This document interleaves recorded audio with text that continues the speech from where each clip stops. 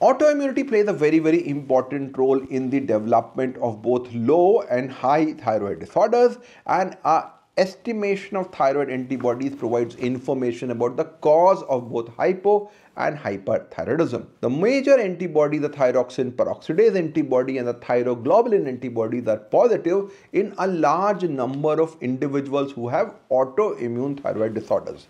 Their role largely is to confirm that autoimmune etiology in somebody who has a thyroid deficiency. The most important role clearly is in somebody who has a borderline level of TSH, where we want to decide about the need for treatment.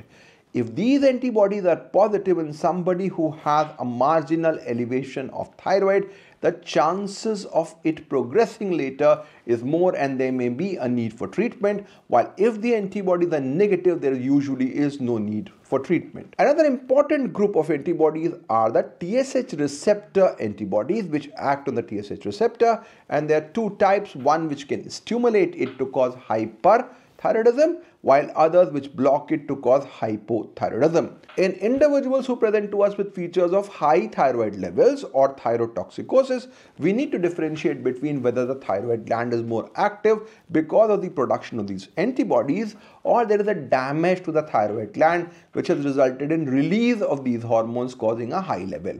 Differentiation between the two is essential because while anti-thyroid drugs are essential in somebody who has thyrotoxicosis, we may just need to observe in individuals who have thyroiditis. TSH receptor antibodies play an important role in differentiating the two. If the TSH receptor antibody levels are high, we would clearly see that this suggests that there is an increased production and the need for anti-thyroid drugs, while if the levels are low, we do not need treatment and we mainly need to treat in terms of symptomatic treatment.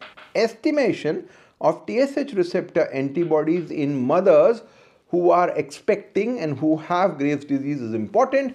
So typically we measure it around 20 to 24 weeks of gestation. If the levels are 3 to 5 times above the normal range, the chances of thyroid excess in the baby is extremely important, and we need to very carefully monitor thyroid functions in their babies around day 3 and day 14 of life to identify hyperthyroidism in the neonatal period. Passage of the TSH receptor antibodies from the mother to the child may block the TSH receptor and cause what is known as a transient or temporary congenital hypothyroidism.